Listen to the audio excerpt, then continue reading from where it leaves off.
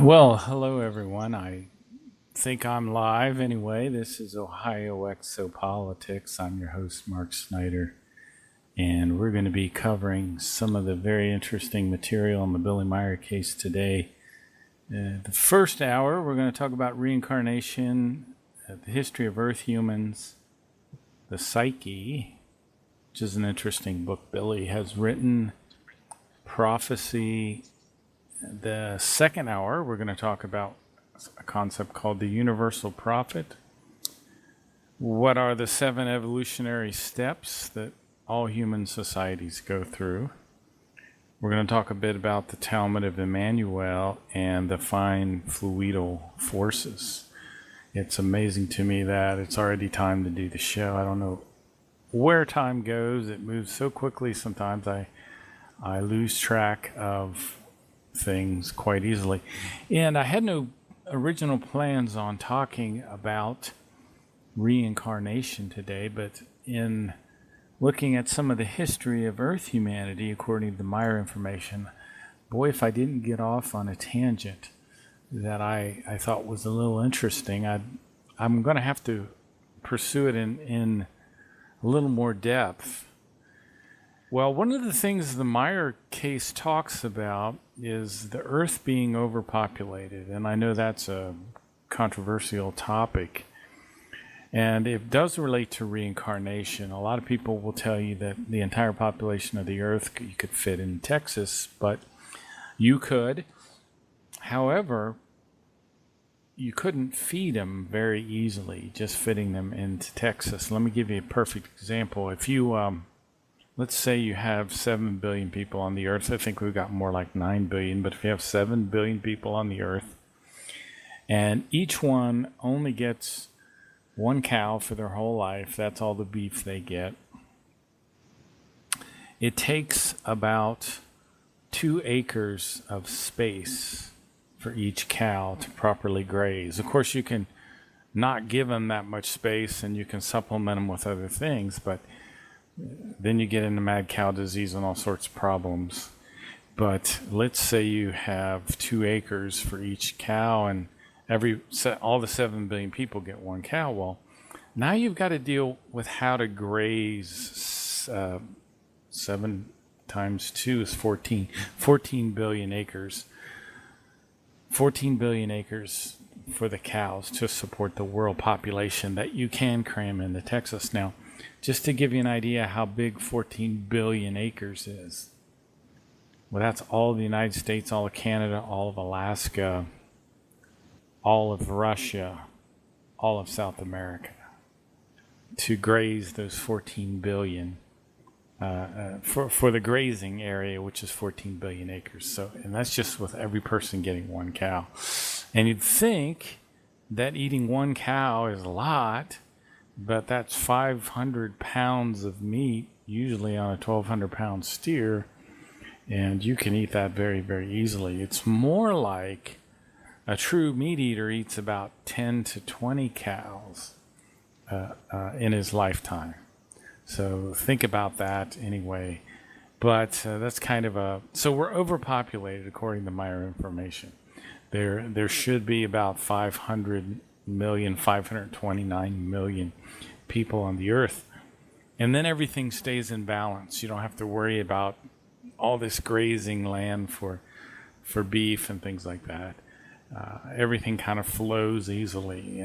But the problem is most people don't admit to themselves that we're overpopulated. They don't understand. And for example, let me give you another analogy very, very quickly. Let's say you have a 2,000 square foot house. Well, if you give every person 10 square feet, you could fit how many people in your house? A lot more than what's there. You know, I think you could fit, well, if you gave everybody, I have the math somewhere here, but you could fit 100 people in your house, but you would destroy your house very, very quickly. You could easily fit 100 people in a 2,000 square foot house. Now, it depends on how much space you give them. I don't have my calculator handy.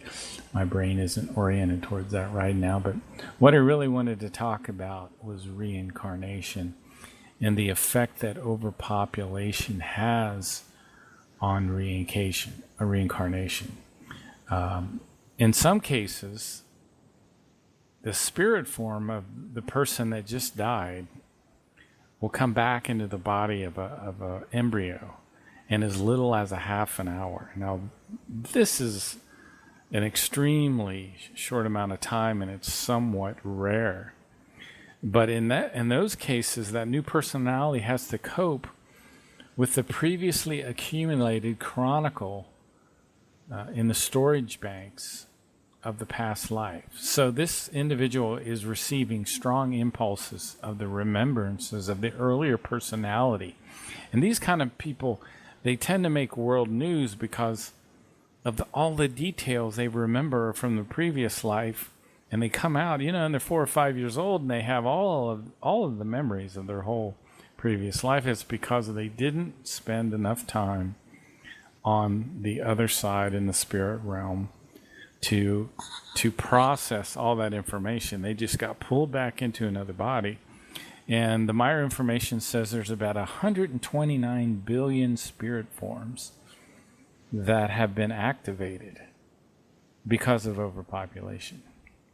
Now, it's a very, very strange thing to think about all this, and it causes some cognitive dissonance. There's a story that it was a show on Coast to Coast about a young boy who, when he was 4 or 5 years old, he started remembering when he was a World War II pilot, and he told his father, "Yeah, Dad, I used to fly a Corsair."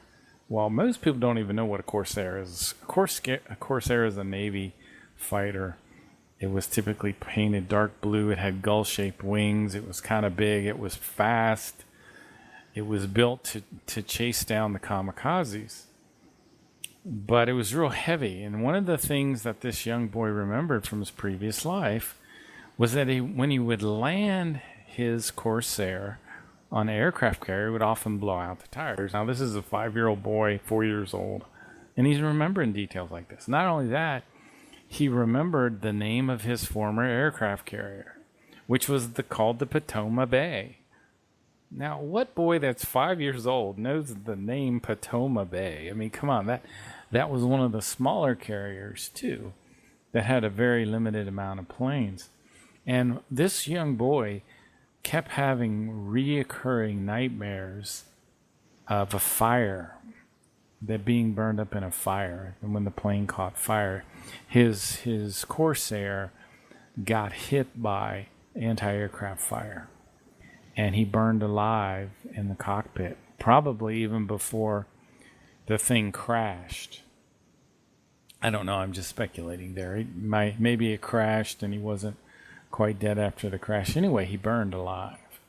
So when he went into the spirit realm, when his spirit form left his body, he had all these remembrances and all this, stored up trauma from this experience that just happened.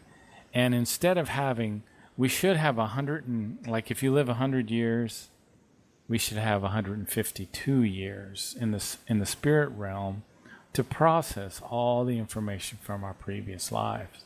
Well, in this case, this little boy got yanked back, probably in as little time as a half an hour. And now, boom, he's reincarnated again, and he's in the womb. And the spirit form comes in at 21 days. And that's a little embryo. It's only a couple of inches long, but that spirit form is in there, and it brings all the information from the previous life. He gets a brand new personality. And there's a whole bunch of details with reincarnation. But I wanted to just make that point because in modern times, with the immense overpopulation, this is a factor of disorder in the whole process. In other words, spirit forms have to incarnate again before what's called the comprehensive consciousness block has completely dissolved the old personality and completed the new personality.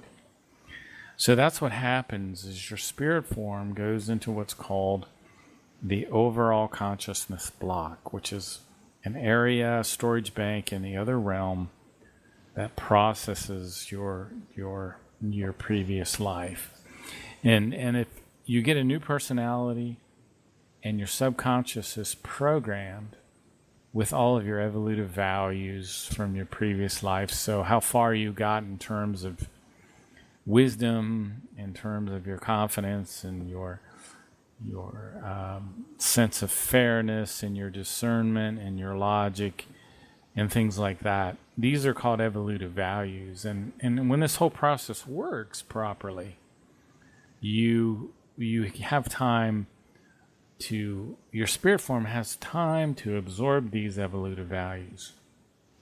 Now, when it doesn't work properly, because of overpopulation, people get pulled right back into lifetimes too soon.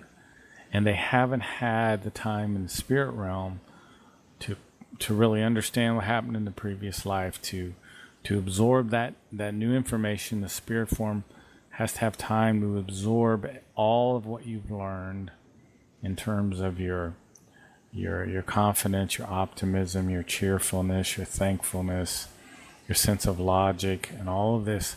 These are called evolutive values, and the spirit form absorbs the essence of these values. Your spirit form is the real you. It's your spiritual consciousness.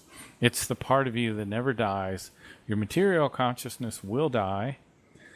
And when your material consciousness is in the spirit realm, it's not thinking anymore. So, you hear people say, well, I'm not coming back to Earth, damn it, I want to go somewhere else. Well, when you're in the spirit realm, according to my information, your material consciousness is being processed. It's kind of like the mechanic who has your car in different, your car's taken apart, he's overhauling your engine. Well, the car can't drive away, can't do anything. It's the same way in the spirit realm when your material consciousness is processed.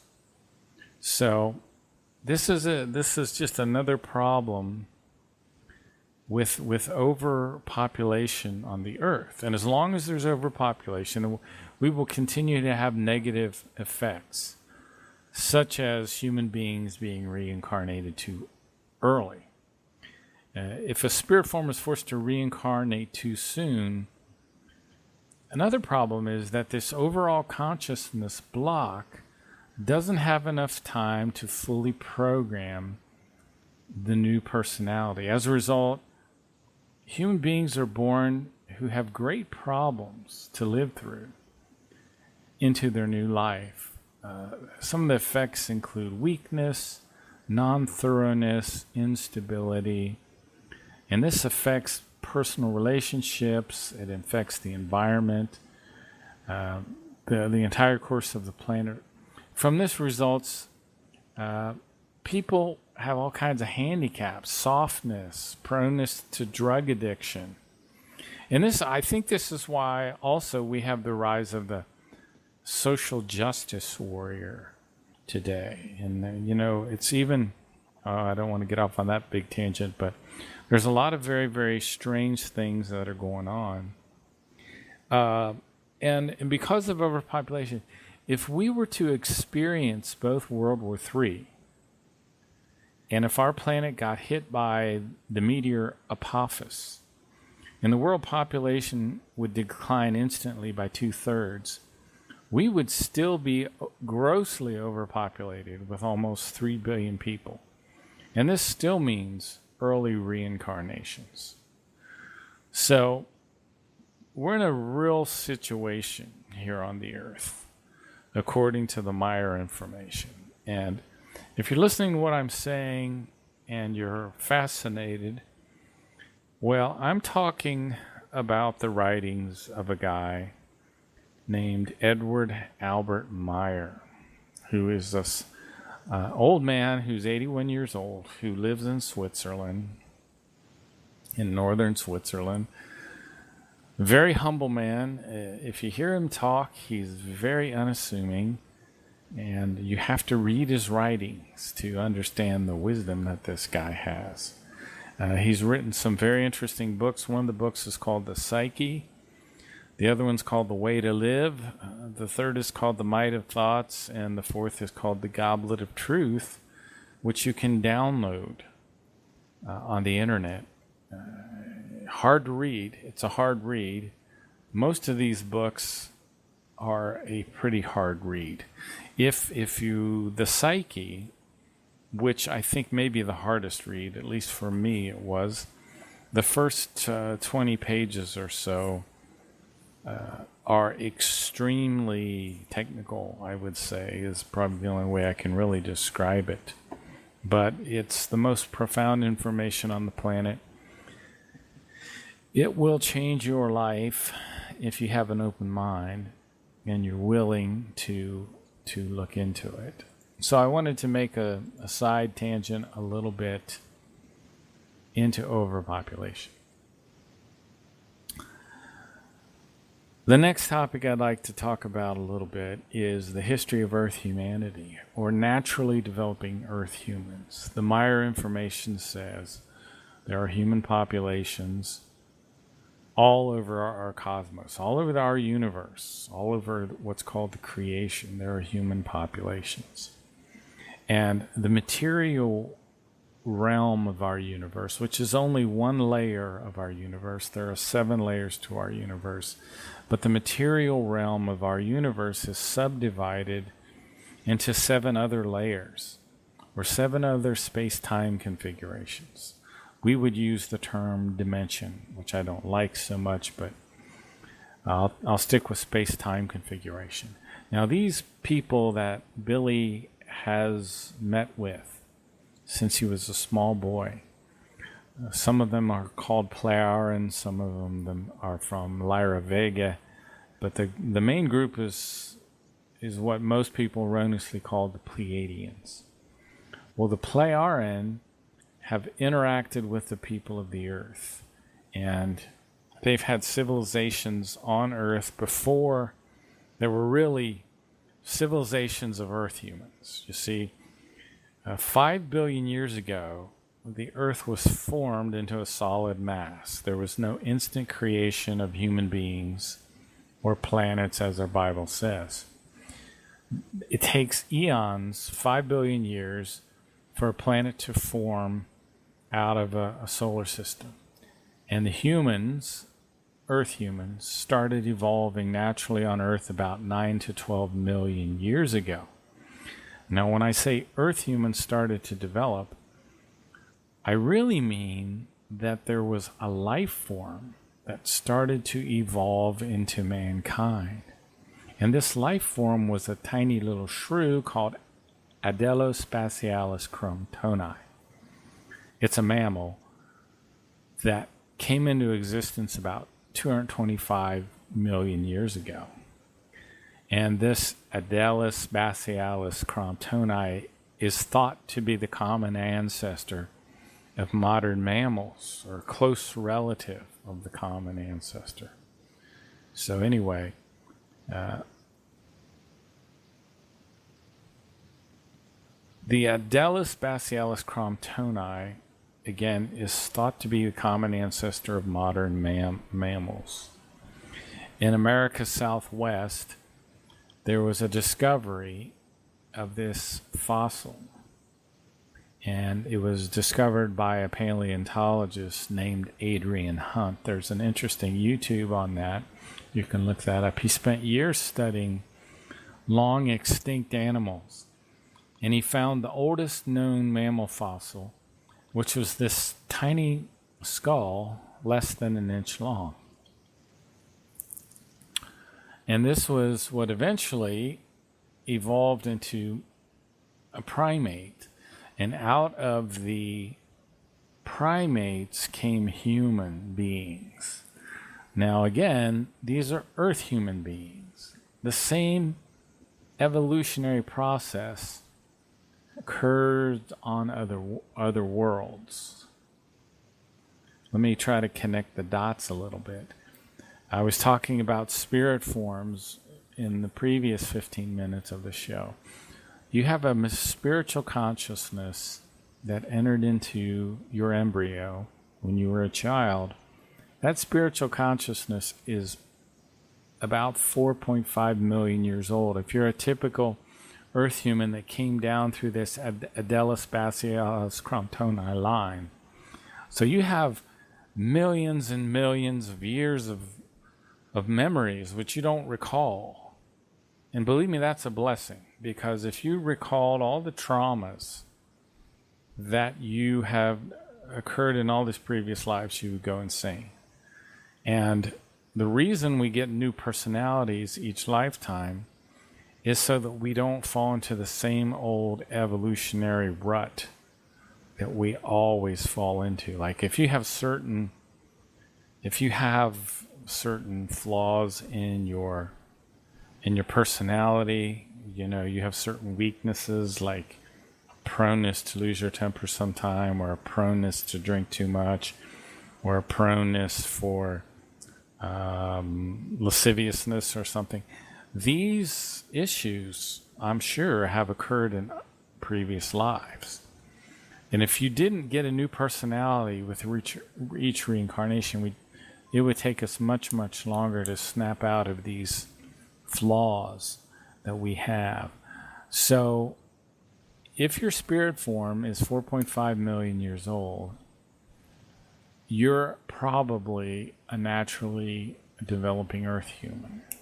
Well, there were human beings who came here from other star systems and died on the Earth. Now, these were Plejaren who came here 150,000 years ago, and 130,000 years ago. There were two major civilizations on the Earth. A lot of the great megalithic structures, like the gigantic stones of Baalbek, were in part constructed by these extraterrestrial humans. The Earth humans may have done a lot of the work, but they were the guiding force. They knew how to cut these gigantic stones. They knew how to transport them. And I don't personally believe that it was just thousands of people, trying to roll these stones on logs or something like that. I don't buy that. There was some kind of technology that was probably used.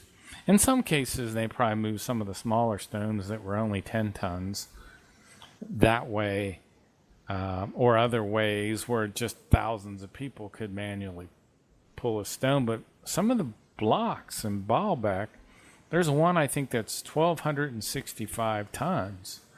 It's like a gigantic building of pure stone laying on its side in this quarry in Baalbek.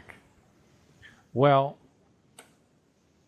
the naturally developing Earth humans that I'm talking about did not have the technology to build these structures. They did not have the understanding. They may have played a big role in a lot of the constructions, but we have a whole aspect to our own history that we don't understand. We don't know who we are. We don't know where we come from. We are a society with amnesia. And the Maya information has the information to wake you up from your amnesia so you can remember who you are. That's why this information is important.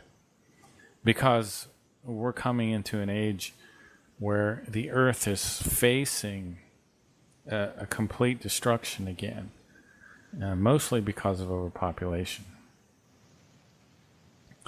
So, primate beings, sometimes called primary beings, they come into existence, and they further evolution. Eventually lead some of the primate beings succumb to a degeneration of the form of consciousness, and they remain primates, respectively ape-like or monkey-like. Human beings and apes develop completely as separate beings. We come out of the primates. Human beings do not live a life on instinct, based on instincts, but we have a consciousness that has been developed over millions of years. The consciousness that you have now took millions of years to develop. Your spiritual consciousness, your subconsciousness is programmed with the wisdom, what you've learned from all those previous lifetimes. And that's why you have like you get these hunches. You notice how certain people are very, very gifted in certain areas. I mean, technical people that are just super sharp. Well, probably, maybe in their previous lives, first of all, they may be an older spirit form than you, because the people that came here in the ancient past from these other star systems, when they die, if they die on the Earth, they enter into the reincarnational patterns of Earth, which can be kind of a horror if you're a person that's more evolved than the society that you've reincarnated into. In fact, that kind of punishment were given to some of the people from Lyra Vega who came here and died on the Earth. So in any case, we do not live a life based on instinct. We have a consciousness, and that consciousness has developed over millions of years. Now, our universe, when it was formed, we have something like 343 different skin colors for human beings on the Earth. And currently on the Earth, we have the remnant of 5 different races of human beings. Now, some of the people here came from the Cirrus regions in a different space-time configuration. And those people established themselves on Mars and Melona.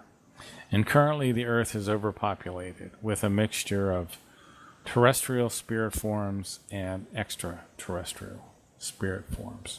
Now, I just wanted to say something about Mars.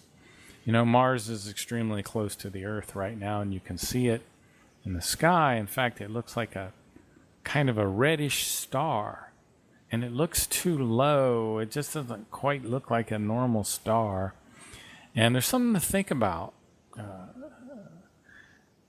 If we go back to Mars, there's a lot of difficulties we would have to face, one of which is the gravity is like 1/3 of the Earth, or 40% of our gravity. Now, this has a horrific effect on our skeletal system, and we lose calcium from our bones when we're in a gravity that's not enough. And if you see the astronauts from the International Space Station, and they mostly come down with the Russians. The Russians have like a re-entry pod, and those astronauts cannot walk when they come back from space because of the lack of gravity. They've been under no gravity, even though they have special ways to exercise in space to not have as much bone loss and to keep some kind of muscle tone. But still, when they come back, they have to be carried. They can't even walk. So when people came here from the Cirrus regions and established themselves on Mars, and Mars had the great catastrophe, and the people that were on Mars had to come to the Earth, they had to have some kind of special ways to deal with the increased gravity, because their frame, their skeletal system wasn't. Now, I don't know what their gravity on the planet they came from and the Cirrus system was like, but if they were on Mars for generations and generations and they adapted to the environment of Mars, they couldn't just go to the Earth unless they had some way to strengthen their muscle system and their skeletal system. And there's a brief like super brief a mention of that in Contact 251, if I remember correctly. So that was my spiel on the Earth history. Now, there's so much we could talk about as far as naturally developing Earth humans. So that's what we don't understand on the Earth. We are the offspring of star travelers who mated with primitive humans, and we are the offspring of the people who came here from the Sirius system. It's horrifically complicated. It's very convoluted. It's hard to follow. And we'll give you bits and pieces of it as possible. Now, Billy has a book called The Psyche. I wanted to talk about the psyche for 15 minutes or so, because the book The Psyche was the first one of Meyer's books that I ever read, and I just kept rereading the first 12 pages or 15 pages because I just wasn't getting it. I mean, I was getting part of it, and I knew I wasn't getting it all. And it talks about something called the material consciousness, which I touched on a little bit. It also talks about something called the Gemut, which is a part of our spiritual consciousness. And it also mentions this thing called the psyche.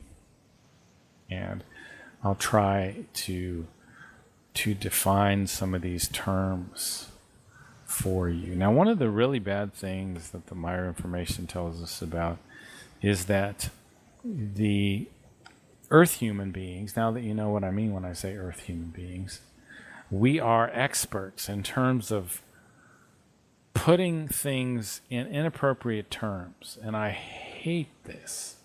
It makes me absolutely... We name something like the word angel, which today the word angel has a fantastic connotation. In the whole religious world, billions of people talk about fallen angels and angels that aren't fallen, and there's no such thing at all. Angel only means messenger, and there were extraterrestrial humans on the earth, and they had great abilities in terms of their material consciousness, and they had great technologies, and we have all this fantastic connotation because people in the ancient world met with these angels, okay, which they were only messengers. They were only people that had higher evolved material consciousnesses, which means they could do telepathy, telekinesis. They could move things with their mind. All humanity evolves to these levels. All of us, no matter how backward you think of yourself right now, you will evolve to this level. Okay, what is the material consciousness? Let me go back to the spirit form. Okay, the spirit form is said to be a minute, a tailstock, which is a part piece of the universal consciousness. And it cannot be disturbed or negatively influenced. Your spirit form's never been worried, it's never been angry. And the spirit form cannot be nourished by anything in the material realm either. So the material consciousness realm, the material consciousness can be disturbed. That's who you are this lifetime. Your spirit form is never disturbed. Your material consciousness can be disturbed. And this is a contrast to your spirit form, which is invulnerable and untouchable. And your spirit form is purely a creational product in its power, as well in what is called its swinging wave. Now, all of our thought forms emanate with this swinging wave. So we also have your material consciousness also has a personality. And the material consciousness is where all your creativity comes. So if you do a drawing, or if you did music, or if you do inventions, or if you've written a book, that's all coming from your material consciousness. Your spirit form is not completely conscious at this point. It only knows that it wants the most pure information that it can obtain. Now, Semyase, Billy's third contact, she said something like this, if I can remember from Contact Report 10. She said, the spirit form is the wonder of all wonders. It never sleeps and it never dies. And it absorbs all of your thoughts and all of your impulses. It's the bearer of the creative realm. So your spirit form is like always, getting what you're thinking all the time. And that's what it's focused on. Now, the material consciousness is the only part of your consciousness that is creative. It's susceptible to illness. You can be mentally ill. It's acceptable. It can have megalomania. It can be haughty. It can have negative thoughts, because these negative thoughts sometimes comes through the personality. The material consciousness and your emotions and electromagnetic powers and swinging waves also come through the material consciousness. But your spiritual consciousness is what learns from each lifetime. It absorbs all of your evolutive information from your life. Now we have something called the Gemut, and the Gemut controls. It's part of your spiritual consciousness, and it controls the thoughts and the feelings of the spiritual consciousness. And it's also sometimes called a part of your spiritual body, which I don't think I can ever find where Billy's talked about the spiritual body. The Gemut cannot be influenced by negative powers, only neutral positive ones. And the Gemut actually supplies the material consciousness, or part of the material consciousness, called the psyche, with what's called harmonious swinging waves. And what are the harmonious swinging waves? Well, the harmonious swinging waves are the thinking that's kind of harmonious with creation's thoughts. So that is what your Gemut is doing. It's a spiritual block. It's a spiritual factor. It's within the spirit body of a life form that regulates and looks after the spirit consciousness-based feelings and the spirit consciousness-based thoughts. Now, the psyche is half material and half spiritual. Now, let me read a little bit about the psyche here. The psyche is referred to as the half-material block and factor which within the material body of a life form, in this case the human being, regulates and looks after the material consciousness-based feeling and the material consciousness-based thoughts in negative or positive consequence, from which results a negative or a positive unequalizedness. Well, I'll explain what that means, because the Meyer information, particularly Billy's book called The Might of Thoughts, teaches how we should always have neutral, positive balance to our thoughts. And in order to do that, you have to be not too positive, or you become out of control of the good human nature, and you can't be negative. Now, the psyche can be negative, so you want to use what you've learned from the might of thoughts to put yourself back in a neutral, positive state. What have we learned from the psyche? I think, or from the might of thoughts. Well, neutral, positive thoughts. They're confident. they're optimistic, they're cheerful, they're enthusiastic. Now, so I tell myself this affirmation over and over again because we have tens of thousands, most people, of negative thoughts per day.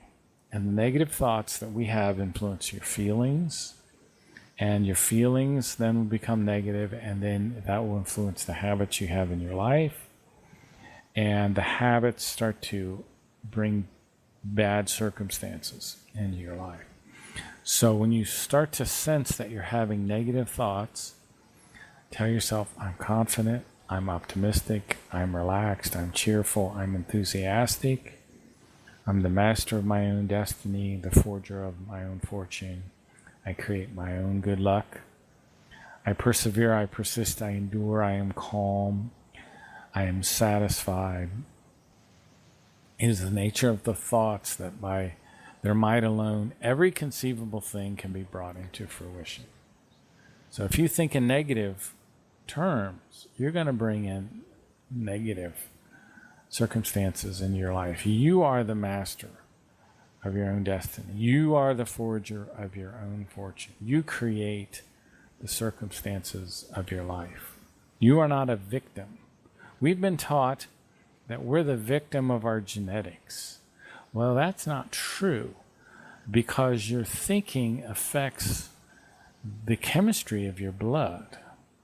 And the chemistry of your blood controls much of your health. So your good thoughts, your good feelings will help you to be healthy. If you have negative thoughts, they tend to run out of control. And they repeat and they repeat. They negatively affect your blood chemistry. They also affect your liver negatively. And it can lead to all sorts of bad things. And I won't even mention all the things that can happen because I don't want to bring those into fruition for anyone. So think in neutral, positive way. And like, for example, you could say, I'm doing really great things at work. That's neutral. I mean, that's positive. But you can have a slight negative inclusion to say, oh yeah, but I get a lot of difficult challenges too. So that brings in what's called the negative inclusion into I'm doing great at work. So now it becomes neutral, positive, equalized balance. And the law of universal creation says thoughts that are enlivened by might and power will have an effect. And the effect of those thoughts is directly proportional to their might and their power. And when you start to see the power of your thoughts and they start to manifest in circumstances in your life, and you can keep like a mental inventory of the thoughts that you've had, the things that you wanted to accomplish that you did. And you'll start to think, wow, this really does work. But be aware that your thoughts are extremely powerful. Do not let your thoughts drift. That's one of the things that I've done in the past that's very dangerous. Because like you find your thoughts drifting and you're thinking about old memories or whatever, and you'll stir up something negative from the past. And just that thought can grow into something that can be very, very negative. And sometimes it's because it may relate to something that happened in a previous life. And it's very important to learn the spiritual teachings, because your spirit form has been reincarnating on the earth. If you're a typical earth human, for 4.5 million years. If your spirit form came to the earth in one of these older civilizations, you've been reincarnating on the earth for more than 8 million years, potentially 12 million years. You've been reincarnating, not on the earth. You didn't, until you die here, you don't reincarnate here. So we have tremendous power in our thinking. particularly in the subconscious. And that's why I was bringing up the whole thing about memories and not letting your thoughts drift very often. So, underneath the layers of critical thought function in your conscious mind is a powerful awareness called the subconscious mind. And there's a limit to the amount of information that can be stored in your conscious focal awareness. So you have this subconscious, which is extremely powerful. And for the first 7 years of your life, your subconscious was programmed as a child, and you probably memorized inadvertently through your subconscious a lot of the bad behaviors of your parents, of your siblings, of other people. So we have to be very, very careful about that sort of thing. And we have to reprogram. The only way to reprogram, there are some new ways coming out to reprogram your subconscious. The only way that I've ever really worked on reprogramming is by repetition. Repetition will help to reprogram your subconscious. And that's why I constantly repeat, I am confident, I am optimistic, I am relaxed, I'm cheerful, I'm enthusiastic. So I equalize any subconscious. See, what you're also redoing is you're reprogramming your subconscious. So all the negativity that's been stored in your subconscious doesn't come out by default when you're not expecting it, because this programming sticks around for the longest time. Okay, I'm going to talk shortly in the last 15 minutes of the first half an hour about prophecy and the Civil War in the modern United States. Which, if you listen to Alex Jones, he's dead on about this whole Civil War thing. And he is probably manifesting it, unfortunately, because it's his constant discussion. So, the initial Civil War that occurred in the United States was fought between 1861 and 1865 between the North and the South, and it was sparked off by Lincoln's election as president.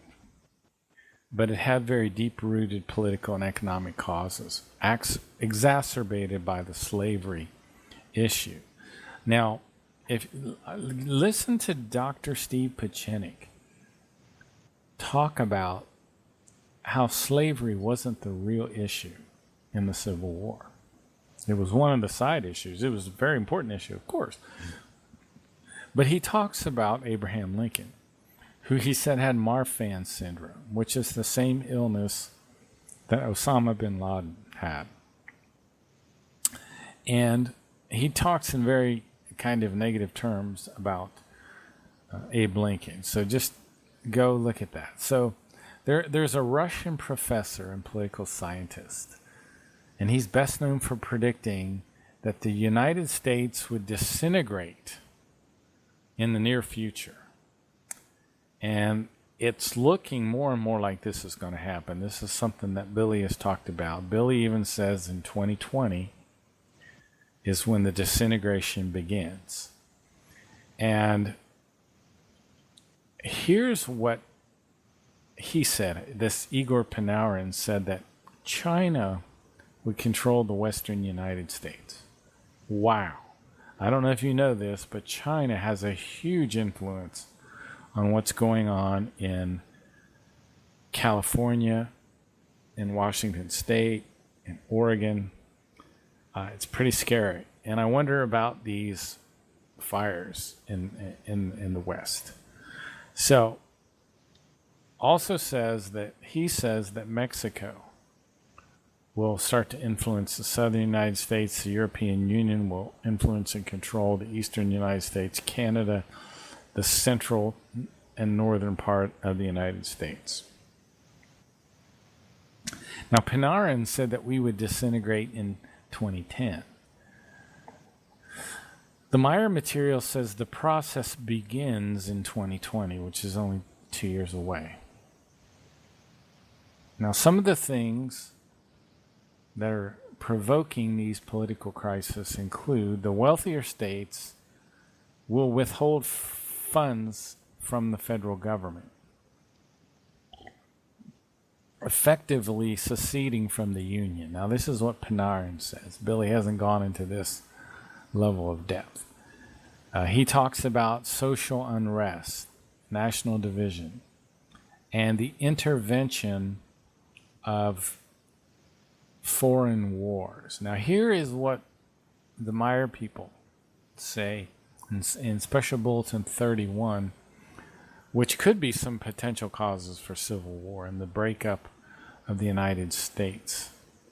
There's a huge wealth inequality, and the world's 356 richest families own 40% of the human's wealth, while the remaining 7 billion people are, poor as they can be. And this will lead us deeper and deeper into a quagmire of irreversible consequences that include tyranny, dictatorship, violence, greed, hatred, terror, global war, civil war. Profit maximization. Many of our countries or companies are so focused on profit maximization at the sacrifice of everything else. There is an increasing irrationality and irresponsibility related to Earth humans, which is continuing. We have also corrupt business leaders, criminal leaders of commerce, which are stealing millions and millions of dollars. Huge government debt is another reason for the coming civil war. We will have biometric data. We'll have special identification systems, which will be coming in soon. The other problem that we're having is the loss of morality. For example, Sodom and Gomorrah, from the Old Testament. Extremism, and this is extremism among the youth. This is huge, because if you listen to what the professors are teaching in the colleges now, they're really stirring up the youth to be the future, I don't know what you want to call them, people that are going to be creating the coming civil war. These will be the people that are in college right now. They think in a very strange way. Everything in terms of victimization and oppression, they truly believe our government is, our government has a lot of problems, don't get me wrong, I agree with that. But they, maybe, I could do a whole show on them. That would be interesting. So many young people will flock to these extremists, and they'll cause much damage and harm. They'll attack innocent people. The other big reason is the overpopulation. And we're seeing, there's a movie called America Under Siege. It's a very good documentary that talks about Antifa. Antifa is the socialist, the communist group, and they use something called concept creep. This is an idea called concept creep, where they first vilify their enemy by calling them some name. For example, anyone that voted for Trump today is called a fascist or a racist and or a sexist. And the activist expands the meaning of the words in order to meet their agenda. And this is a technique called concept creep. So when Antifa uses the word fascist, they also mean Nazis. And they also mean anyone who supports capitalism or the free enterprise system. And Antifa has a lot of power in Germany right now. They trash people's homes. Antifa does. And what does Billy say about this in Contact Report 215? He says, especially in France and Sweden, machinations as well as dictatorial regulations of the European Union will cause much unrest and many uprisings. But, there's the music. We'll be back in about 5 minutes. See you in a bit.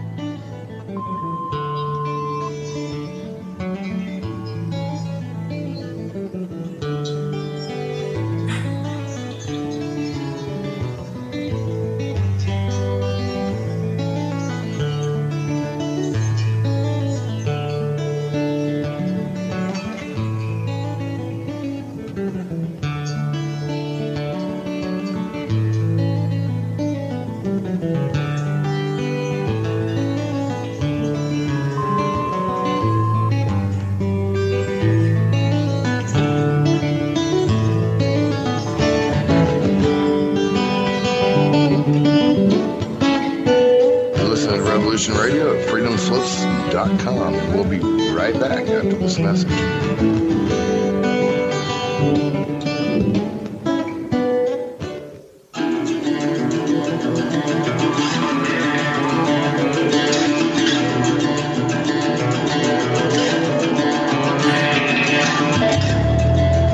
Travels to Earth through the rainbow crystal bubbles from the furthest reaches of space and time, across the dimensions, through the elements, and in harmony with the colors of the universe. Through her mastery of abstract stream of consciousness malapropisms, she weaves a web of comic, satiric, cosmic conversation. Her subjects can range from Norman, the goose next door, to astrology and earth changes, and into the deep recesses of the soul matrix. She holds a wealth of knowledge on herbs, plants, and astrology.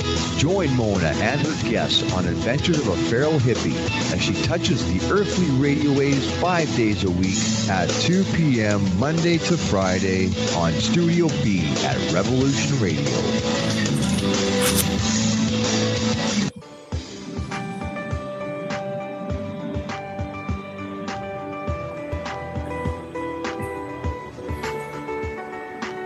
Transcending time and space, let us take you to the place inside your mind where thoughts divide and mysteries unwind.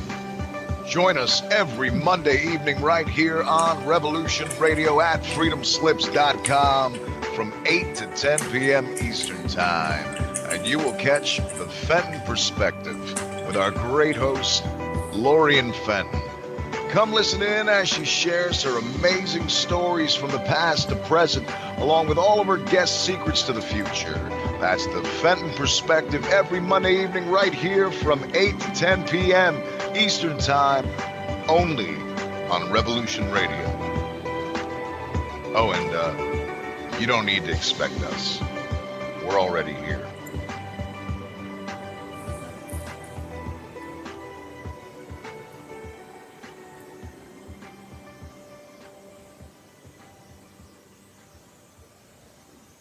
Who are we? Where do we come from? Are you curious about the origins of the human race? Join me, Gavin McCall, and a variety of guests on Ancient Humans, where we decipher world events, explore scientific theories, personal stories, myths, mysteries, and lore about the history of the human race.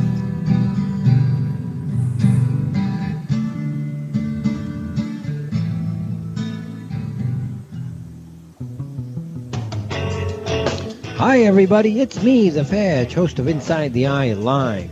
Before the Sunday mainstream media political pundit and talk shows, there is Inside the Eye Live, where we break down some of the weekly mainstream media talking points before the talking points even get aired. Add in some entertaining stories, weather, cats, intriguing and informative guests, and you get one of the most listened to Saturday morning streaming media political talk shows going today. And it's all right here on our flagship station, Revolution Radio at freedomslips.com. So join me, The Fetch, for Inside the Eye Live every Saturday morning at 10 o'clock a.m. Eastern. It is truly intelligent media for the politically aware.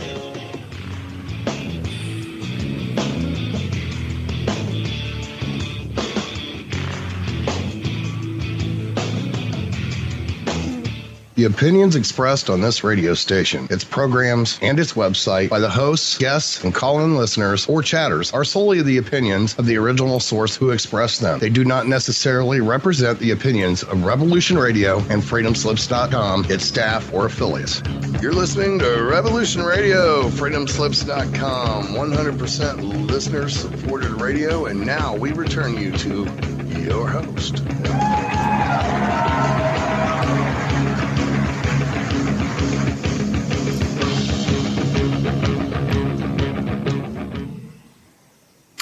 Well, hello everyone, and welcome back to Ohio Exopolitics. And I tell you, it is a trip doing this show.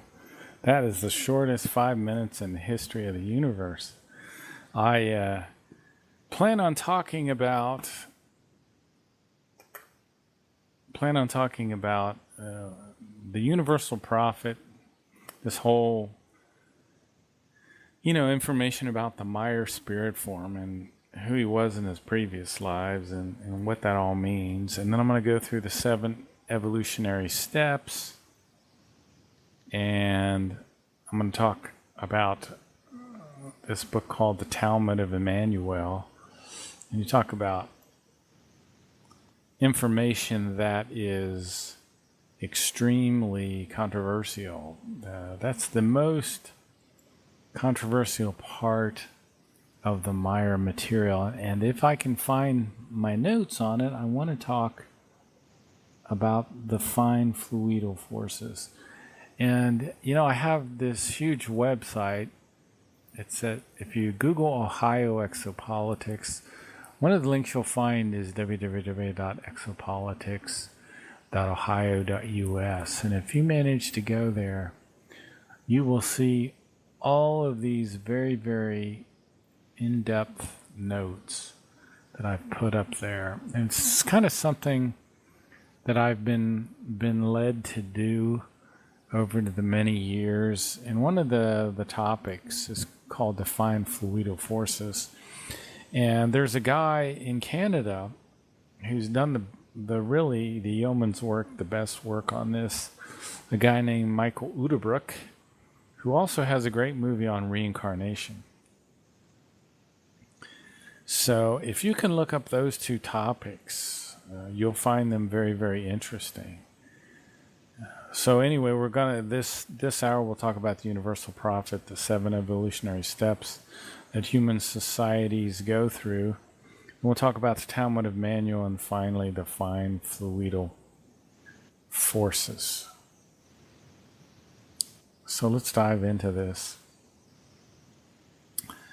Our universe is 46 trillion years old, the Meyer material says. Now, our scientists say it's about 40 billion years or something like that, but that's only as old as matter can ever be. Matter only will last about 40 billion years at tops, and then it dissolves back in energy. And that's why our scientists don't know about the age of our universe. Our universe, according to Meyer information, is called the Dern universe, D-E-R-N. Well, there's also a parallel universe called the Tao universe. And in the Tao universe, there's a whole nother it's very, very interesting, because one of Billy's contacts, his second contact called Ask It, came from the Tao universe. And this is part of the amazing experience you have as you start to learn the Maya material, I experience a cognitive dissonance. And if you've ever seen a UFO,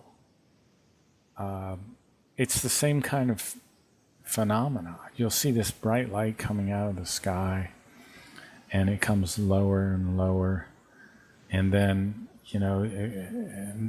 not to. If you've never had this experience, it's something that stretches your sense of reality. And that's it feels good and feels bad at the same time. It's kind of a shock. Most people do not want their view of reality to be changed. They become very comfortable with it. And one thing the Maya information does is it continually expands and stretches your sense of reality. And one of the things that will expand your sense of reality is the whole story about Nocodamian. The spirit form of Edward Albert Meyer, and I'm glad I took the time to talk about the spirit form a little bit, is very, very ancient. His spirit form is called, or they refer to it as a Nocodamian, and it's 9.6 billion years old. That's older than the Earth. Think about that for a minute. Our Earth is about 4.5 billion years old. Billy's, this old man in Switzerland, his spirit form is older than our Earth. In each universe, I talked about the Tao universe, and I talked about our universe. Each universe brings forth a universal prophet who is repeatedly materializing again and again as a human being in order to help speed up our evolution. It's a very important concept because different kinds of beings have different kinds of evolution. The plants have impulse-based evolution. Animals have instinct evolution. The higher animals, dogs and cats and horses and whales and primates and things like that, also have an intelligence evolution. So human beings have the evolution of the consciousness. It's a very important concept. And the Nocodamian spirit form has reincarnated over and over again as different people, particularly on Earth, but also on other worlds. And it was very, very interesting. One of these interviews that Billy had gotten, and I can't remember, maybe it's that one from 2011, and they asked Billy what was it like on these other worlds billions of years ago. And he got this faraway look in his eyes, this distant stare. And he talked about the consciousness being higher and the awareness being much higher. And you could tell he had a longing to go back to that sort of thing. But the Nocodamian spirit form, the universal prophet, Billy's spirit form, returned from this area called Arahat Athrasata, which is the spirit realm. In other words, we evolve through these 7 levels, which we'll talk about soon. And then we get up to the spirit realm. And his spirit form has come back into the material world. And there are certain levels of evolution called the Ishwish, the King of Wisdom, the Srut, and the Bansrut. And this Arahat Athrasata is the first level or plane where pure spirit forms dwell. So eventually we'll lose the need for a body after millions and millions of years of lifetimes. We'll lose the need for a body. We go into this half material, half physical state, and then to a completely spiritual state. And we'll be in a completely spiritual state for billions of years as we go up through these 7 evolutionary steps or planes. It takes a spirit form a very long time to evolve to these areas. Now, Nocodamian was originally from a planet named Sadar, which was some 3 billion light years from Earth in the Lyran galaxy. And he was kind of a herald, Nocodamian. And he brought rationality to his people, who eventually went to the Lyra in the Vega star system. So Nocodamian came back out of Arhat Athrasata for the sake of his peoples, who were no longer following the creational laws and recommendations. And just to give you a few creational laws and recommendation, the law of love, effective love, non-romantic love, like the love for plants and animals and brotherly love. It's an effective love. It's not romantic. That's the first law of creation. Love is the highest principle in all creation. And through it, everything exists in absolute logic. That's one of the creational laws. Well, Nocodamian reincarnated back into the Lyra Vega star system to bring reason and rationality to his people. And one of the ways to do that is bring back these creational natural laws to teach them like love. Another creational natural law is the law of striving. The law to continually evolve your consciousness, to continually evolve yourself. So let me give you quickly the lineage of the universal prophet. There are probably more people than this. These are the ones I know of. And, well, let me just roll with it here for a minute. Nocodamian, 9.6 billion years ago. Then about 8 billion years ago, Henoch was incarnated. And then, again, the spirit form of Edward Albert Meyer. These are his predecessor personalities. Now there is an individual named Semyasa. There's 2 Semyasas, one incarnated 389,000 years ago, and one about 14,000 years ago. One of these was part of the Nocodamian lineage, and the other one isn't. Okay, there were 3 incarnations of a man named Henoch on the earth that were predecessor personalities of Billy. One was 13,500 years ago, another one was 9,308 years ago.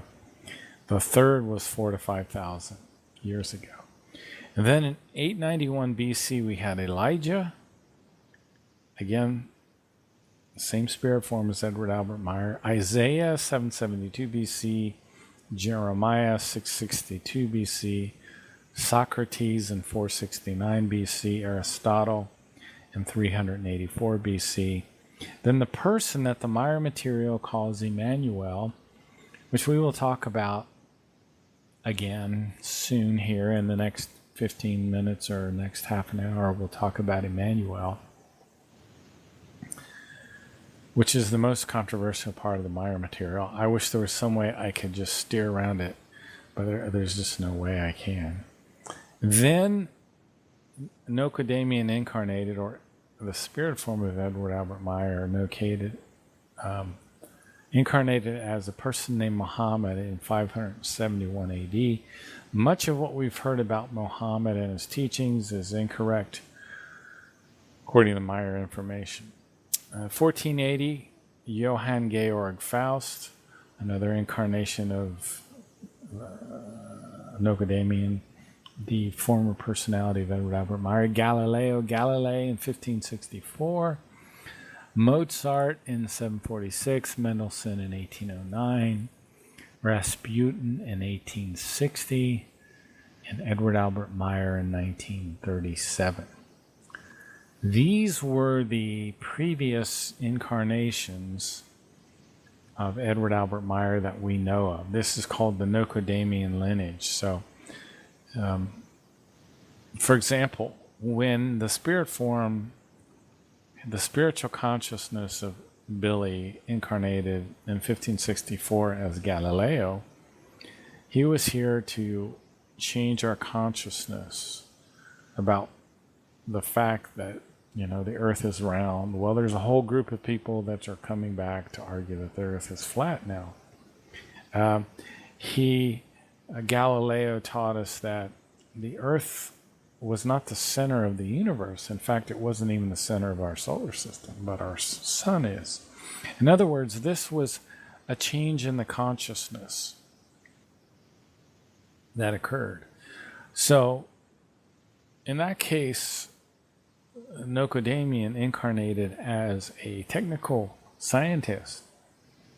While in other lives, for example, he was a philosopher, like Socrates or Aristotle, who taught us to use logic and reasoning and independent thinking for our decision making. But he also incarnated as musicians like Mozart, who changed, probably affected our subconscious very much. I would imagine the music affects our subconscious in ways that we don't completely understand. So let me talk about these 7 stages of human evolution. We here on the earth are in the 6th stage of the 7 stages. We are in what's called rational life. We're not very rational. The stage just before that was called primitive life. The 3rd stage is called real life. The 4th stage, or the 3rd stage is intelligent life. Let me start over again. The 1st stage of human evolution is called primitive life. The 2nd stage is rational life. The 3rd stage is intelligent life. The 4th stage is real life. The 5th stage is life and creational wisdom. And we're in these first 5 stages for 40 to 60 million years. 18 million years we're supposed to be in the physical body, and 42 million years in the spirit realm. Now, because of Earth and the overpopulation, we may spend, I'm just throwing this out as a possibility, we may spend as much as 30 or 40 million years in the physical body as opposed in the spirit realm. And this is a big problem because we don't get preparation for the next life then. But after we get through the 5th stage, and let me just say something quickly about the 4th stage and the 5th stage. At this stage, we develop spaceflight, and not the spaceflight that we have today, where people sit on top of a rocket and can barely go up to the International Space Station. We develop technologies which allow us to travel, to jump from star system to star system with almost no time passing. And our ships will have organic intelligence as the computer system. The computer system will be conscious. It will be biological. At least Semyase's ship was a conscious living being with a metallic hull. She can have telepathic contact with it. And it's because we will become very great genetic engineers in the future. And we will have abilities which will shock and astound and disturb the religions of the earth. And we have a lot of growing pains to experience here on the earth. But Semyase, Billy's 3rd contact, she could have telepathic contact with her ship because it had an organic intelligence that was conscious. So these ships can be thought of as living beings with metallic hulls. Think about that for a while. You will find it somewhat shocking and disturbing. And also, all human beings rise to the level in the fifth stage of creational wisdom. That means we hit the stage of what's called the age of recognitions, where we can deal with our past lives, we can know what our past lives were, and we can go to the level of what's called the king of wisdom, or the Ishwish. And that's when we master the power of our thoughts. I talk about the power of thoughts all the time. Well, Semyase, one of the things she could do, that she did, that Billy saw her burn photographs with her mind, because Billy had tried to sneak some photographs of San Francisco and the coming disaster to San Francisco. And that wasn't allowed, so Semyase burned the photographs by looking at them. Now, we will start to develop in the life and creational wisdom these abilities of telepathy, of telekinesis. It's a tremendous powers of material consciousness. In the fifth stage of the life and creational wisdom, we start to lose the need for a physical body. And we become kings of wisdom at that time. So then we enter into the sixth stage. And during this time, the spirit form evolves into the half-spirit level, what's sometimes called the high council, or the wavering half-spiritual, half-material form. And we spend about 56 million years in that state. That's the sixth stage of evolution. And then we evolve into the spirit levels. Now, there are 7 spirit levels. Arhatasrasata, all the way up to the Patali level. And I cannot even accurately pronounce all these different levels. I have their names here. You can look it up on the Future of Mankind site. Google Billy Meyer and you'll see the Billy Meyer wiki. The 7 main levels, I think we stay in each one of these levels 52 million years. We spend 364 million years, I think, in the total 7 spirit levels. And then we merge with creation.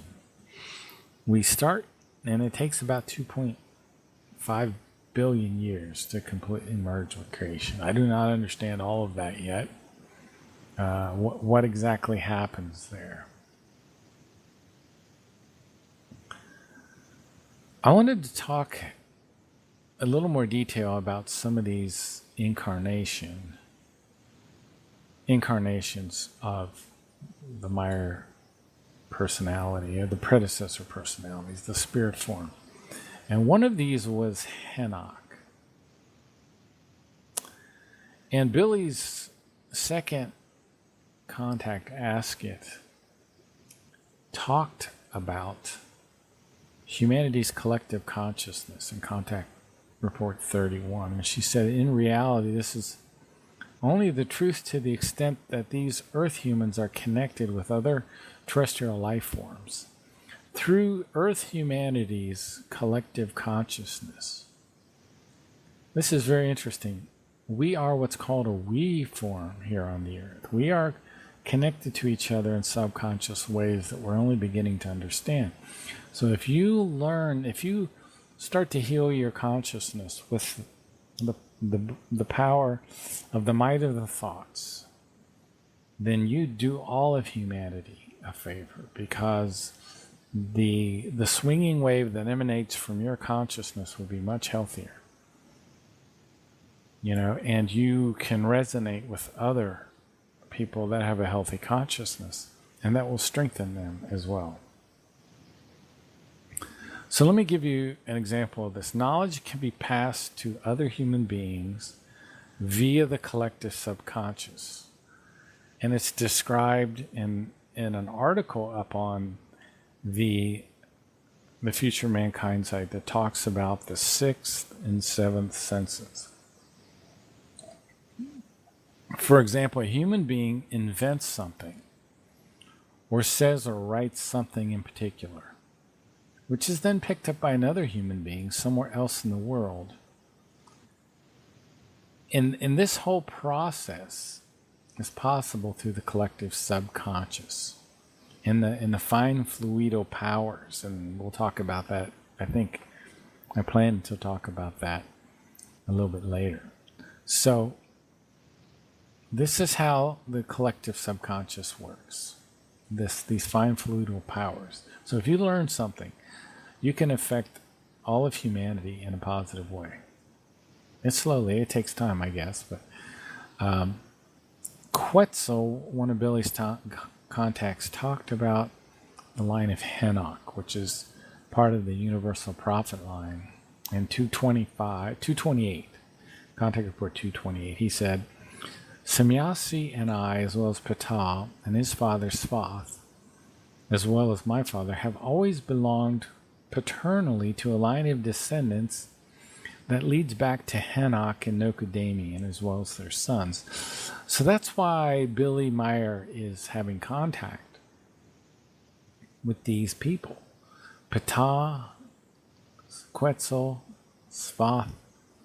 These are a line of descendants that are connected to Billy. They're, you could say, part of his family. These sons were the ones who were under an obligation to the mission here on earth, to instruct all who come from the Nocadamian and Henoch lineage and hereditary series in the teaching of the Spirit, and preserve the entire knowledge regarding this. And the line of Henoch is mentioned in Svath's explanation, which you go up to the Future of Mankind site and read Svath's explanation. And I think you can find a read version of that. It's good to listen to, if you can listen to it. It's very long and has a lot of information in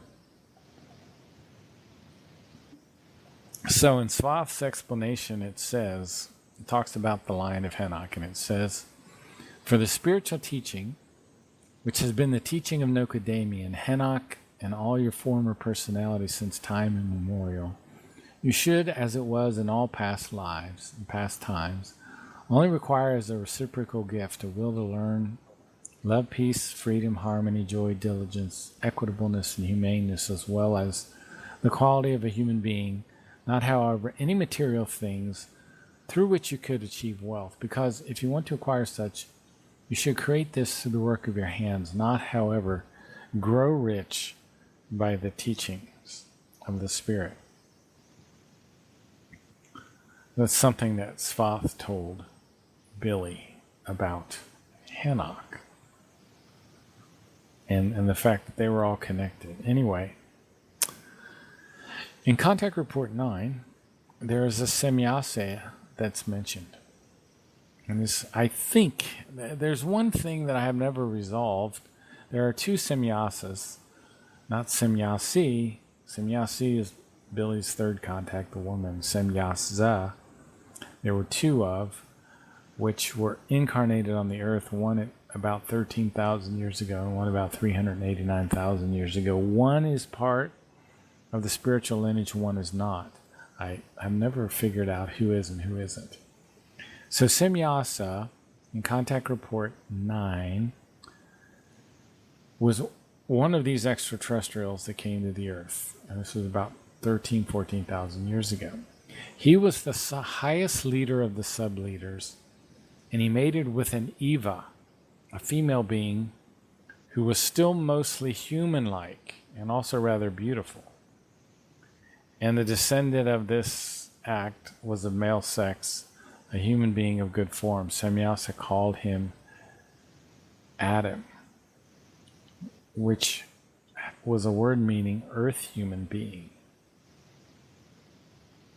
Now there was another Semyasa that appeared on the earth 389,000 years ago when the people from Lyra Vega were here. Which one was connected to the lineage, I do not know. So, anyway, there were three Henochs in the in the universal prophet line, and I've gone a little longer on this than I really wanted to. So let me wrap this up, and then we'll get talking about the Talmud of Immanuel a little bit. Three of these other Henochs came before Elijah, came before Isaiah, Jeremiah, which were also in the Nokodean lineage. And then we had Socrates, Aristotle, and then after Aristotle, we have Immanuel. And now we dive into deep water with Immanuel, because Immanuel was the person that we call today Jesus, which, by the way, his name couldn't have been Jesus. And I'll talk about that shortly. But let me talk a bit about religion, first of all. A religion, it's a cultural system of behaviors and practices and worldviews that deal with ethics, holy places, sacred text. There's about 10,000 religions worldwide. About 84% of the world's population is affiliated with the 5 largest religions: Christianity, Islam, Hinduism, Buddhism, and folk religion is the 5th category. And this is kind of strange, but the Plejaren, they do influence worlds, rapidly developing worlds, with religions. And I know that they influenced the creation of the Islamic religion to kind of offset Christianity. Very interesting. Religion, according to my information, is a primitive machination to command, suppress, and exploit others, which only weak life forms, people that are weak in their consciousness, succumb to. Contact Report 10, it says, religion is only a primitive machination by man to command, suppress, and exploit others, to which only life forms that are weak in their consciousness succumbs. And Semyasi said to Billy, bring this truth to the light of the world and make it known to the people. This is an additional part of our task. If this does not happen, mankind will slowly destroy itself and fall into spiritual darkness. Now, I talked about Immanuel, and we're slowly moving towards Immanuel. Contact Report 224 said, gradually it will be so, yes. The time will become very long, however, because the Christian religion's powerful figures will try to suppress the truth by all means. In addition, believers of all kinds cannot be taught so easily. And indeed, this is true of all the religions and sects that exist on the earth. Now, the Meyer information teaches that the person in the New Testament that we call Jesus today, his name was actually Immanuel, and it was pronounced as Immanuel. And I didn't necessarily believe or disbelieve this, and I just kind of set it aside. And then one day I just did a little studying, and I thought on another topic, but somehow I ended up on the story of the evolution of the letter J. And I realized that this person couldn't have been called Jesus, and that all of the names that begin with the letter J in our Bible originally began with the letter Y or the letter I or an E, and they didn't have the J sound because the J sound really didn't get invented until about 1550. And I'll get to that a little bit later. But I wanted to talk about the First Council of Nicaea, which was a council of Christian bishops, which occurred around 325 AD. The Emperor Constantine got them together in this ancient city somewhere close to the Black Sea. Now, Constantine was a Roman emperor who, from about 306 to 337 AD, he enacted many administrative, financial, social, and military reforms to the Roman Empire. And the government was restructured, and its civil and military authority were separated. And one of the things that Constantine did was build the Church of the Holy Sepulchre, which was at one point thought to be Jesus' tomb. Well, I urge you to look up something called The Letter J on YouTube. It's a very great YouTube video that opened my eyes to a whole another area of knowledge. The history of the letter J, the youngest letter of the alphabet. Important political figures that lived in the past before the letter J. They were originally, their names began with the letter I. For example, names like Julius Caesar initially began with the letter I, which is very hard for us to pronounce. And there's another really good website called History of Letters that you can look up. I don't have the, what's it called? Oh, it's a big, long URL. But just look up the history of letters, particularly the letter J, and you'll find some of this. Now, this is shocking, and it sounds like blasphemy. But the Christian Savior's name was not Jesus and never was. What's more, the name of the Heavenly Father was not Jehovah. Jehovah is 5 centuries old, and there's another great website you can look for this. So, it was not until the middle of the 17th century that the words Jesus and names like that became common. If you go to the 1611 version of the King James Bible, the person that we call Jesus today is called Iesus. John's name is spelled Iohn. James' name is Iames. The book of Job is the book of Iob. You can still go out online and see parts of this original 1611 version of the Bible. So no books written before 1600 had the letter J in them. Another example is the Gutenberg Bible. And in the Gutenberg Bible, the book of Job is the book of Iob. And the Gutenberg Bible was the first major book printed using mass-produced movable type in Europe. It was first printed around 1455. Now, the true 1611, there's kind of a pseudo 1611 that has all the letter J's in them, but the really first one had no letter J. The 1769 version of the King James Bible had the letter J, and Giorgio Turissino is credited by many with bringing the letter J into existence. Now, so where did the name Jesus come from? And this is a controversial, and you get different stories from different people. And there's another good website that you can look up, and it's called Yahweh.com. And it says that the First Council of Nicaea, the Roman aristocracy, they typically worshipped 2 Greek gods, Apollo and Zeus.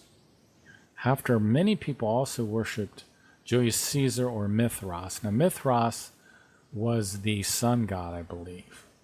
So Christianity was illegal in Rome until Constantine and Licinius in 1313 came up with what's called the Edict of Milan. And before that, Julius Caesar, whose name didn't begin with a J originally, was hailed as God made manifest and the Savior.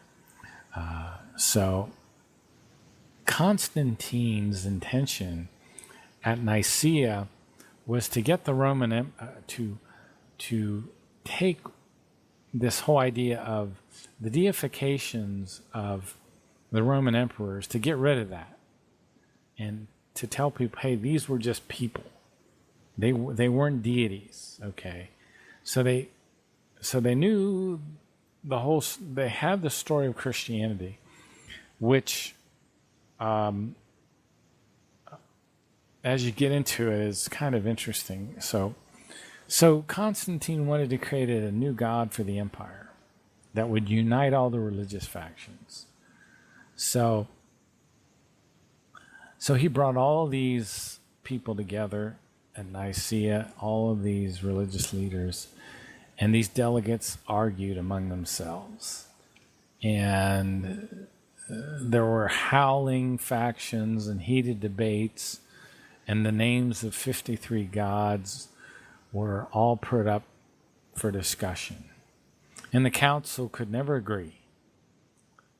And they worked on this for 1 year and 5 months. So Constantine finally stepped in and said, okay, the new god is going to be called Jesus Krishna. And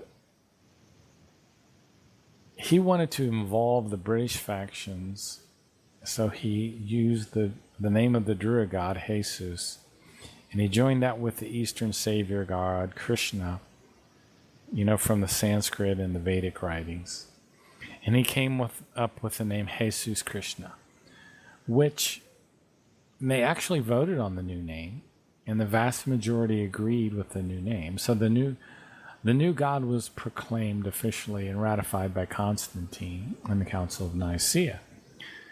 So, again, there were no letter J in the alphabets of the 9th century. And eventually, though, the name evolved into Jesus Christ over time. Now, again, there was no Jesus in the ancient world because there was no letter J at that time. There was no letter J in the ancient world. The letter J came into being around 1550. The letter J did not exist in the Hebrew, the Greek, the Aramaic, or any other language in the ancient world. Now, some people say that in the Hebrew, the name Yeshua means Jesus, or it was identical. And there's a lot of, again, back and forth, and they say that Yeshua became Iesus. Now, Iesus I've seen in the 1611 version of the King James Bible, and Iesus was somewhat pronounced differently in the Latin, but eventually Iesus became Jesus. So again, the New Testament was written in Koine Greek, and there was no letter J in the ancient Greek language. The ancient Greek is what the New Testament, again, was written in. So, if you look, for example, some of the letters in the ancient Greek include alpha, beta, gamma, delta, epsilon, zeta. There is no, and the equivalent for alpha is A in the English, beta in Greek is B in the English, gamma in the Greek is G in the English, and delta. So there was no letter J in either languages. So there had no way they could call him by the name Jesus. So right around 1550, this whole letter J began. Now, his name may have been at one time pronounced Jesus. And you can go out on the web and you can look up the word Jesus and how it was. And there's an interesting article that talks about that. So the name Jesus is kind of a hybrid. So the letter J did not exist in any language until about the time of Christopher Columbus. There's also no letter J in the Hebrew language or in the Aramaic. So whenever you hear the name Jehovah, that's all a new name as well. It may have been called Yahovah, but never Jehovah. So even the classical Latin did not have the distinct J sound. So it usually sounded, what these people would pronounce for the letter J sounded similar to the English Y. So it's hard for us, for example, Julius, Iulius, or Julius, we might pronounce for Julius Caesar. The 1611 of the version of the King James uses the name IESVS. And there's some interesting research that's been done on that. If you go out and Google IESVS, and there's articles you can read about the whole history of all of that. So, and there was some research done that says the name Jesus appeared in 1632 in a court document, which is, ironically, it was a dispute, a lawsuit related to poor translation of Bibles and poor quality of printing. So in that court in 1632, the name Jesus kind of stuck. So the letter J originated as what's called a swash letter, a long I, and it was used in what you would call typographical flourish. So look up the history of English, and in Wikipedia it will tell you that English is much different than most people would suspect, the Old English. English has developed over a course of 1400 years and began in the 5th century. And the early form of English is called Old English. And Old English was spoken until about the 12th or 13th century. There was no letter J in the Old English either. I'll run through some of the letters in the Old English: A, B, C, D, E, F, G, H, I, K, L, M, N, O, P, Q, R, S, T, V, X, Y, Z, ampersand, and a few others. So in the Old English, there was no W, no J, or U. And this is, if you look up, go on YouTube, type in the letter J, and you'll find a great YouTube video which will describe that no books written before 1600 have the letter J in them. Important political figures and religious figures whose name began with the letter I today, or begin with the letter J today, were originally spelled with the letter I. For example, Julius Caesar was not spelled with the J, nor did it have the sound of J. It's hard for us to even pronounce Julius Caesar without the J sound. Same is true for Jesus Christ. Some scholars believe that words that began with the I were pronounced as if they began with the Y. Again, the original King James had no J's in it. Now, there is a guy I had on the show a while back who's kind of a biblical scholar who says that James and John's name were changed very, very much. And it's really, for example, it's almost impossible for me to even pronounce what this man was saying. I've forgotten his name off the top of my head, which is a tad embarrassing, but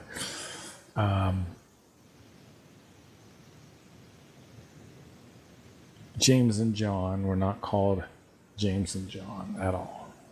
The letter J, again, is the youngest letter in our alphabet. It never existed until about 1600. A guy named Gian Giorgio Turissino, he was the first guy to distinguish the I and J as representing separate sounds. The letter J originally emerged as the scribes who were creating fancy eyes. And I've heard some scholars say that the letter J was actually a mistake. Does the letter J exist in the Hebrew, the Latin, or the Greek? The answer to the question is no. The letter J never existed in any languages on earth until about the 1500s. The letter J still does not exist in the Hebrew language either. So we mispronounce all of the names of the Hebrew prophets as well. For example, Jeremiah. He was never called Jeremiah. All of those Hebrew prophets that begin, we don't even Isaiah's name is not Isaiah. So Jehovah was never called Jehovah. The letter J does not exist in the Hebrew language. Elijah was called Eliah. So the original languages, the Latin, the Greek, and the Hebrew, the names Jesus, Joseph, Justinian were never in those. Now, here is some information from art history. I'll give you some, and I know I've really belabored this a lot, but it seemed kind of appropriate today for whatever reason. We're running out of time here. In many ancient paintings of the crucifix, you will see an acronym INRI at the top. And one of my degrees is art, the other one's basically a computer science degree. I went the computer way just because it's easier to make a living there. But I remember from art history classes always seeing the INRI at the top of the crucifixion. And what that is in Latin is Iesus Nazarenus Rex Iadorium. The name Iesus Nazarenus Rex. Latin uses I instead of the English J and V. Today we say Jesus of Nazareth, King of the Jews, but the acronym INRI, Iesus, not Jesus, represents something that today we would call Jesus. The study of words, you can go through and try to get out an etymology in this. Now let's talk a little bit about Immanuel. According to the Meyer information, and frankly I didn't believe this stuff because I was so biased against it because of my influence with Christianity. I thought, I was embarrassed for the Meyer material. Because I felt that it discredited the Meyer material. Because it couldn't possibly have been true. Well, in fact, it is true. The name Jesus Christ it began no earlier than probably the 1500s, because that's when Gian Giorgio Trissino invented the letter J. There's a lady named Marianne Eulinger Mondrian who I send emails back and forth. Sometimes she works with Billy in Switzerland almost on a daily basis. And she said the name Immanuel has the meaning the one with godly knowledge. The one with the knowledge of an Ishwish is meant.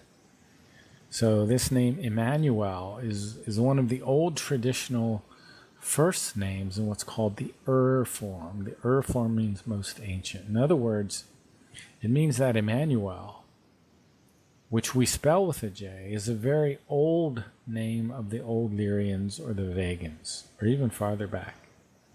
It is quite clear that such a name of a real and true prophet cannot be changed just because the English language, which has no importance in the spiritual teachings. That was what Marianne said about that. So the true story of the Jesus figure was supposedly the story of the life of Emmanuel, which appears in a book called the Talmud of Immanuel. I have a very bad translation of the Talmud. Billy has corrected this translation. It has a brand new book. I'm always slow with the stuff on Emmanuel, so I have still not ordered it. I don't know why. I just haven't. There have been attempts to destroy the Talmud, just like the books Henoch and Jezihra, among others. Many books were removed from the Bible because they were too close to the truth. Unfortunately, it must be mentioned, the Talmud of Immanuel is not complete. Various pieces of the scrolls were illegible and they were decayed. There was a Greek Catholic priest named Isa Rashid who, with Billy, discovered in a small cave in Jerusalem in 1963 the manuscript of the Talmud of Immanuel that had a very different story of the person that we call Jesus. This man was named Emmanuel. He was a human being. He never claimed to be the son of God. He was the son of an extraterrestrial human. He taught about the human spirit form. He taught about the power of our thoughts. He taught about reincarnation. He never taught. I guess we're out of time, folks. Boy, where did the time go? You've been listening to Ohio Exopolitics. My name is Mark Snyder. Have a great day. We'll talk to you next week. Thank you very much. Bye-bye.